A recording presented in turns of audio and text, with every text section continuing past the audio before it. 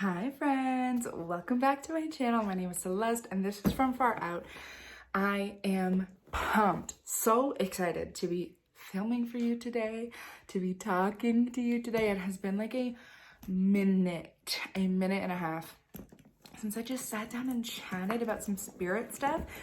So today, since I didn't get a chance to pack it with you, I'm going to unpack my spirit bag that I brought with me on my trip. So this is my little bag. This is what I bring with me to store like my medicines, my crystals, my cards, anything that I might need on my spiritual journey while I'm traveling. Some people call it a bundle bag, but I don't call it a bundle bag because it doesn't hold my whole bundle. I definitely had some missing pieces here, so I only brought like, I want to say the essentials, but like obviously not everything in here is an essential.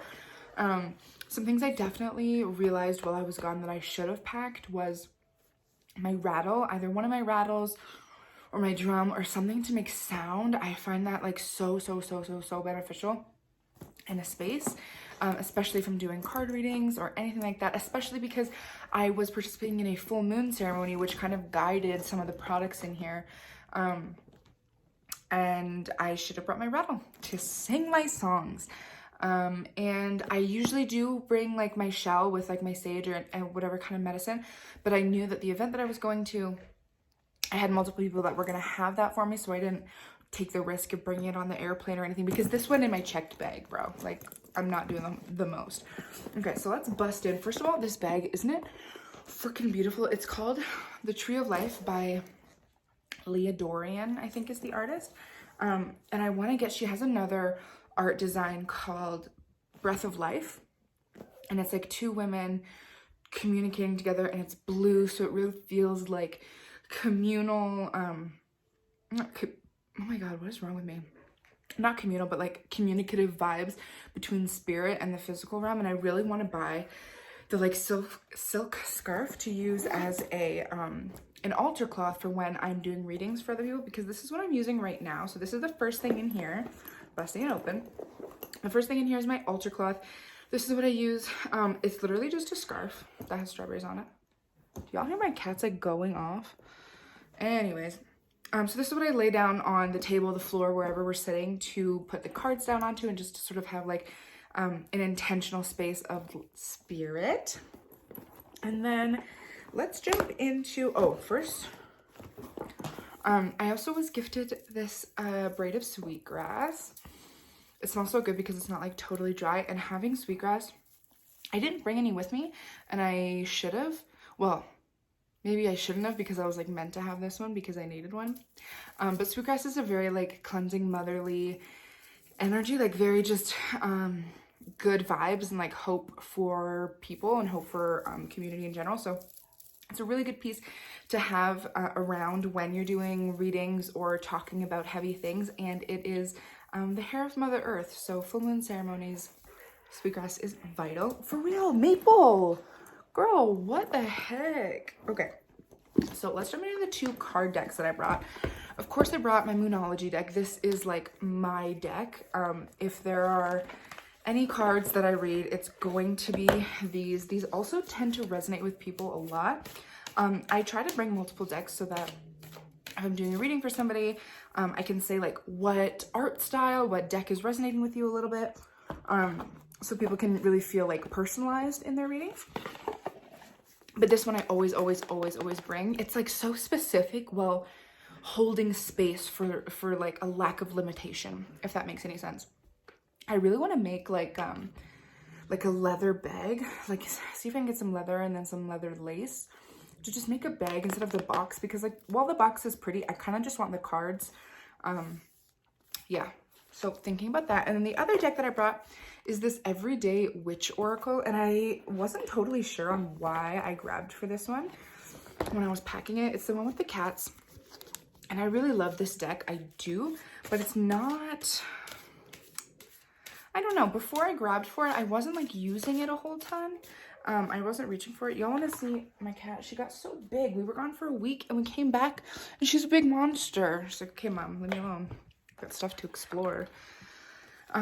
Anyways, but this deck really resonated with people, because a lot of the folks that I was talking to and hanging out with were cat lovers, obviously. But this deck also is very elemental. You see the 4 cats and they kind of represent the different elements. And in Ganegeha culture, I was in Ganwage, by the way, so most of the people that I was talking to were Ganegeha too.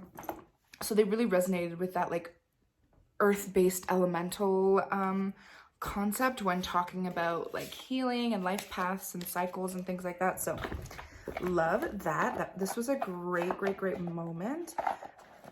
Slide. And now let's get into the Christies that I brought. I honestly kind of just like randomly grabbed these, and the way that I was doing my readings is I had my altar cloth and I laid down my 2 card decks and then all of my crystals, and whoever like I was supposed to be working with, I would just ask them if there were any crystals that were sticking out to them, if hair on my chin, if there was anything that kind of like a pick a crystal reading, anything that really grabbed their eye, and then I would explain the energy of the crystal, explain the purpose of the crystal, why they might be attracted to it, why subconsciously they might want that energy or subconsciously be enthralled by that energy because they have something out of balance. So I'll run through these pretty quickly because I'm sure you've seen this. So this is my Smoky Quartz Killer Whale. She's my bestie. Honestly, this is one that I bring with me a lot because it's very grounding for me personally as I read. I think I only had one person who was attracted to this one, which is very interesting because the person that was like very opposite to me. But yeah, he really liked this and so do I. And then, okay, let me pull out some crystals that nobody reached for. So I brought this tangerine quartz. This is like the super beautiful one with like all the record keepers in the face. Can you see those? Kind of. And then all the rainbows and stuff. I was so surprised that nobody reached for this one, but a lot of the work that I was doing with people was very like heart healing. And this is a very different energy. Tangerine quartz, obviously. And I think nobody reached for these Faden quartzes either. I brought both of these. I think actually maybe one person liked this one, but I like to use Faden quartz when I'm doing readings for people because these can sort of embody like spirit guides and friends and like journeyers with us. And so people tend to really enjoy these, people who are surrounded heavily by spirit guides who maybe have some trouble connecting with them. And then let's see. Oh, I have a broken piece. I think that's from one of these. Oh, that's very sad. That's just what happens though. If y'all have a better way of traveling or storing crystals in a bag where they're not going to bump up against each other and break, let a girl know. It's actually so cute though. It's like a perfect little blade. Because I kind of just put them all in here and then like squished the little cloth around them to sort of like hold them. But I guess it didn't work. Oh, no one also reached for this, which is interesting because this is pink and green tourmaline in quartz with a little bit of lepidolite on the back. This is a very heart healing, heart calming stone because of that lepidolite. All of these energies kind of meld into one like comforting and relaxing stone. Honestly, Ganegeha people were very like powerful and headstrong and like moving forward always. So it surprised me that nobody instinctually called for this, like needed something to calm down, needed to, you know, soothe their heart. Yeah, I don't know. Sometimes we just resonate with things and that's fine. Oh, and I had these. Actually, these are not crystals that I like. I mean, if somebody's like, oh my gosh, I really like that one, then yeah, of course.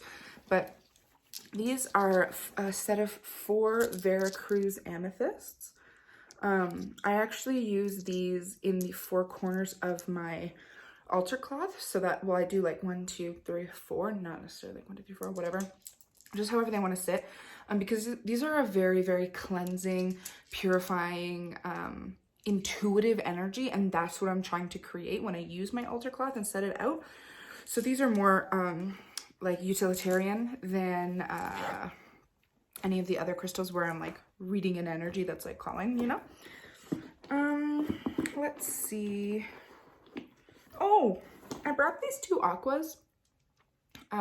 One is like a raw chunk and one is a carved sphere, and nobody nobody wanted these. Well, not wanted, but like nobody immediately said that they resonated with these, which surprised me because it was March and this is the March birthstone. And it's also such a beautiful energy for March, kind of that like melting snow, awakening, breathing in for the first time in a while, like entering truth and power. Yeah, I really love those. And aquamarine is what I was vibing with a lot before I left. So I was like, yeah, of course, let me bring some. But I didn't want to bring like my really nice piece. That was like a couple $100 because I was really afraid it was going to break, to be honest. Okay, so the most common one. Oh no, my strawberry. Oh heck. I gotta get a better way to travel with these. So this is my strawberry quartz strawberry. I did have a handful of people really attracted to this, which I love because in Ganya culture, the strawberry is one of the most important medicines. It's the medicine that Sky Woman had in her hand and brought down here to earth with her. She planted this and she did the dance around in circles and built the entire earth on Turtle's back from the seed of a strawberry. It's a beautiful woman's medicine. Heartberry, cleansing energy, joyous, humorous energy. And it's also a really great stone for anger, to sort of like root and release frustration and things that just sort of feel pent up, and just sort of like let those flow out into the earth to be transformed. Yeah, love that. And then, okay, so the two most common crystals that folks gravitated towards was this anhydro agate and this labradorite cabochon, I don't know, palm stone, whatever. But this I also used in the full moon ceremony because obviously, like literal ancient water, you're kidding me. Of course it's a full moon stone. And people really liked this. And I think it was a good time for people to get connected with this because of the full moon vibes, because of that like intuitive, magical, see beyond the mist energy that like, I'm ready to communicate, I'm ready to receive, I'm ready to know beyond this reality. So these two went really, really well together. Look, even scratches on this, bruh. Okay, anyways, and then I had one person interested in this. The person that I was reading like was kind of sitting next to me in a group while I was reading like some other people, and they were like not super interested in it. And I was like, okay, of course I would never pressure anybody, like whatever. I'm not trying to psychoanalyze you and read your entire life if you're not comfortable with that. But that whole time, as I had the crystals out and they're sitting next to me, I'm going, this crystal has something to say to this person. This crystal has something to say to this person. And I kind of kept it inside, and I was like, I don't want to be that girl, you know. I just want to let them do what they're comfortable with. But at the end of everything, like when the night was like coming to an end, I'm like, girl, this crystal has something to say to you. Let me share the energy of the crystal, say nothing about you or your life. Let me just explain this to you and let me know if it resonates. So I did that. I talked about the whole like yellow fluorite disciplinary, you know, analyzing where our energies go, like pushing our power into the right places, not sort of like overwhelming ourselves, really focusing. And they were like, okay, like just whatever. And then the next day they were ready to do a reading, and I asked them what crystals resonated with them, and they said this one. And then as I was talking, I pulled this one for them. So like it's okay if people don't know how to intuitively recognize that a crystal is talking to them. That's fine. That's what I'm there for. Like I can help them. And so yeah, that was a really beautiful moment, I thought. And then the final crystal that I have in here, this I actually didn't bring with me. This was gifted to me by my grandma. So this is a huge chunk. I mean, it's obviously small, but like huge for what it is. This is Larimar. Let me show you. Do I have any Larimar accessible? I don't know, but this is a really big chunk of Larimar. I woke up one day and my grandma was in Punta Cana, and I went, huh? What is going on? I have never seen her travel like that.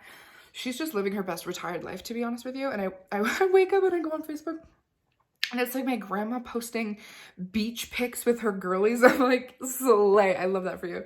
Anyways, so she bought this Larimar stone in Punta Cana and brought it back to me, and she got my sister a Larimar earring and necklace set. Literally so gorgeous, because my sister's more like fancy and I like raw shit. Anyways, so as I'm sure you all know, Larimar is a very like calm after the storm, sort of peaceful energy. It only happens in the Dominican. That's the only place that you can get Larimar. It is the it's like obsidian. You know how it like, it's like lava that cools and turns into volcanic glass. This is that experience, but it happened underwater. It's a very like ocean goddess, stillness energy, and I'm just so in love with it. It looks like a whale, and obviously I love that.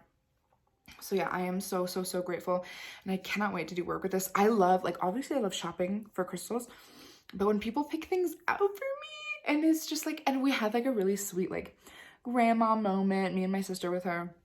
It was like really awesome. So I'm super grateful for all of that. But that brings us to the end of my empty spirit bag. I'm gonna go and put all of these crystals away. Let me know what kind of things you like to travel with in your crystal spirit bag. If you bring anything with you, maybe you have a small pocket thing that you bring every day. Maybe you have a big one like this for when you travel for a long period of time. Let me know how you do things outside of your home, away from your altar, and I will catch you in the next one. Peace and love from far out.